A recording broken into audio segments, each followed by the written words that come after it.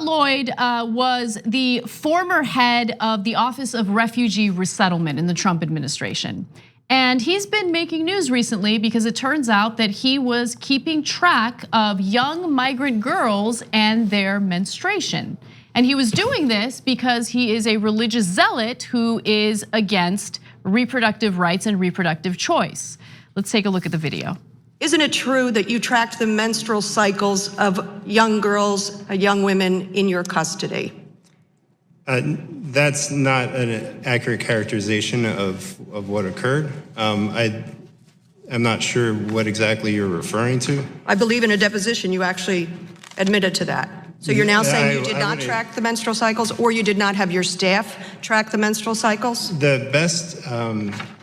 It's a yes or no. Did you track, did you create any kind of tracking mechanism? I don't have a yes or no answer for that question, but the best guess as to what you're referring to is a list that included pregnant women, and it would have mentioned their last menstrual period, which is a way of tracking the amount of time that they've been pregnant.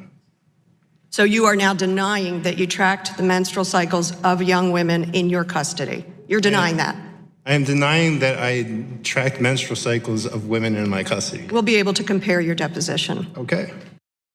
So we are going to compare his deposition in just a second, but Cenk, thoughts? Yeah, these guys are wackos. These are the same people who tell you that they want small government. Total lie. They love big government, gigantic government who's like, hey, when did you have a menstrual cycle? I'm writing it down. They have a database of women, including teenagers, and when they last had their menstrual cycles, and preteens, okay? So don't ever believe a conservative when they say they don't want big government. They just mean, I don't want to pay taxes, and I don't care about community, and I don't care about other people, and I don't want to do regulations because they might actually protect people's lives, and I got a nickel to make. But they actually love big government when it's the military invading other countries and creating disasters, and when it's perverts like Scott Lloyd tracking preteen menstrual cycles. So what spurred this story is a finding by American Bridge. American Bridge obtained a 28-page spreadsheet from the government, which lists pregnant teen and preteen migrant girls, how far along their pregnancies were, if the pregnancy was a result of consensual sex, if an abortion was asked for, and notes including last menstrual cycles. Now, if you can recall, there was a big case involving a migrant girl who was seeking an abortion. She was in the United States. No, she was not here legally. And the Trump administration wanted to deny her access to an abortion, but a federal judge jumped in this whole debate and ruled, no, she has the right to an abortion, you cannot prevent her from getting one. So that's important context for you to remember as we go to this next clip, and this is the deposition that was referred to earlier in this story. Take a look. Have you ever approved an abortion request in your time as OR director? No. Are there any circumstances under which you would approve an abortion request? Objection calls for speculation. Yeah. Well, I was going to not answer that. No, you can still answer it even though. I don't know. Let me back up. You've denied abortion requests, correct? Yes. You've denied abortion requests even in the context where the pregnancy is a result of rape, right? Yes. You're personally opposed to abortion, correct? Yes. You've written on the subject. Yes. You're personally opposed to contraception, correct? Depends. You wrote an article that said in order to be pro-life, you needed to be anti-contraception. That was the title of the article. Something along those lines. Right. So you have written on the subject. I have written on subjects related to those things, yes.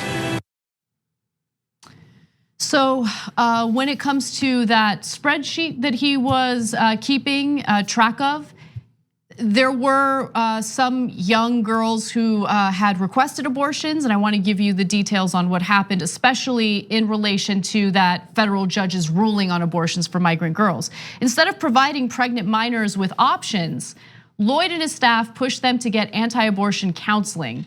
A judge ordered the government to stop blocking this access to abortion on March 30th of 2018. but there were entries on the spreadsheet that date back as late as June 2018, meaning that Lloyd might have blocked abortions after this ruling. Which would be illegal, contempt of court, lock him up. So, and he might have just lied to Congress in the testimony that you just saw there, so that would be a second instance of locking him up. Now let's get to the underlying moral issue, and there are a couple of moral issues here. The right wing like to pretend they're the moral ones, as they do what I view to be hideous things, and I think the great majority of the country does. So, did you block women and girls who had been raped from getting an abortion? Yes. So while they were coming here, if a girl got raped, Scott Lloyd wants to make sure that they have their rapist kid. And then he's gonna tell them, bootstraps, take care of that kid for the rest of your life. And if you try to cross the border with that kid, we're gonna separate you at the border, and then we're gonna demagogue. And then Steve King will later say that your kid has cantaloupe calves and be from dragging marijuana across the border. We'll do all these terrible things to you, but you're gonna have that goddamn kid, and you don't get to say anything about it. Because here in America, we have big government that rules your body, that rules your life and all your personal decisions. Which leads to point number 2. Our government, in reality, is not supposed to be dictated by particular government officials' religious views. Exactly. You would find it outrageous if you're a right winger, if there was a Muslim official, and now there are plenty of Muslim American officials, and they said, no, if you're in my custody, you will abide by Sharia law. People's heads would explode. But here are religious zealots who are Christians who say, I don't care what the law of the land is, that you are allowed to have an abortion. I don't care that you've been raped. I don't care. I'm going to impose my religious views on you no matter what. And look, there are Christians in the country, not just Christians, deeply religious Americans who do have an issue with abortion. And they're sincere in finding it wrong based on their religious views. But I question whether Lloyd really holds those religious views. Now, he's been referred to as a religious zealot and an anti-abortion crusader. But I've always viewed people like Lloyd as men who hate the fact that they can't control the lives of women because these reproductive choices and these options are available. Reproductive rights exist to some extent, right? And they want to roll those back. Because here's the thing, Lloyd was not vocal in his outrage over 2 migrant minors dying in Border Patrol custody. He wasn't vocal about that. Those are children. Those are real lives that were lost because of the negligence and the cruelty of our officials, of border officials. And so was he mad about that? He wasn't. He wasn't mad about that. My guess is that he was part of the Trump administration that made excuses for it, that placed the blame on others instead of taking responsibility for their actions. And so this whole notion of, no, this is wrong, it's my deeply held religious belief. No, it's not. You hate the fact that you can't control women. That's why you hate abortion. And I'm not saying this about, other religious people who hold these views. I'm saying it's specifically about zealots like Lloyd. On the go? Don't worry, we got you covered. You can still listen to TYT at our new podcast network. Find us on Apple Podcasts, the Google Play Store, or at tyt.com/podcast.